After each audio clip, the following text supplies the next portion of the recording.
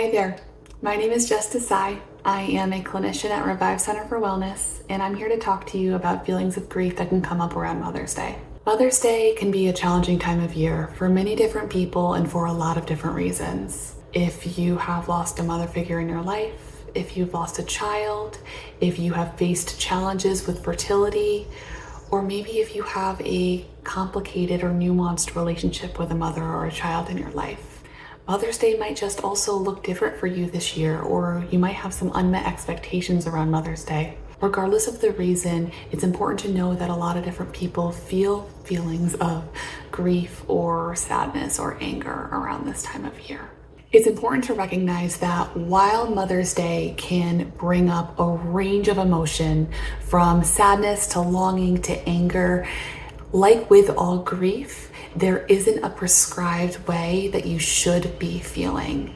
And the marketing hype around Mother's Day, societal pressure, social media aren't really helpful here because a lot of times they can set these unrealistic expectations of how we should be feeling, right? And so while there are so many different things that you can do to help yourself get through this time of year, the most important thing that you can do is check in with yourself and identify how you personally are feeling about Mother's Day this year. And there is not a right answer there. It really does differ for every single person. And so once you're able to really identify how you're feeling and meeting yourself where you are without judgment, then you can really start to figure out, okay, what is it that I need and how can I best address those needs in a way that I can support myself through Mother's Day. Something else that can be helpful if you are experiencing grief this Mother's Day is having a plan in advance for how you are actually going to spend Mother's Day itself. And so once you've identified how you're feeling and what it is that you need, it can be helpful to plan in advance how you'll spend the day because it takes pressure off of yourself on the day of, especially if you're feeling more complicated emotions around Mother's Day. And so this will look different for everyone. However, some examples are spending the day engaging in self-care and activities that fill your cup. You could spend the day celebrating other mother figures in your life if that feels good for you.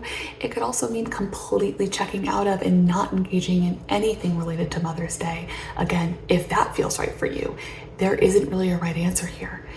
If you have lost somebody and it feels right, something that sometimes people do is memorialize or honor the person that they've lost on Mother's Day by engaging in their favorite activity, eating a favorite meal, visiting a gravesite, maybe sprucing it up with flowers. It all depends on what type of loss you've experienced and again, what feels right for you. Something that might be helpful for you, especially if you're feeling that seeing Mother's Day content might be too activating for you this year, is taking a break from social media, especially in the days surrounding Mother's Day. Bear in mind that most people tend to be posting their highlight reel, and it is completely okay to take a break from that content, especially if you feel like it's going to be a little bit too activating for you. Overall, it is okay to feel feelings of grief around Mother's Day. What's most important is to check in with yourself, meet yourself where you are without judgment, seek out support if needed, and that includes seeking a therapist if you are feeling overwhelmed with your feelings of grief. Remember, so many different people feel complex emotions like grief around Mother's Day, and you are not alone.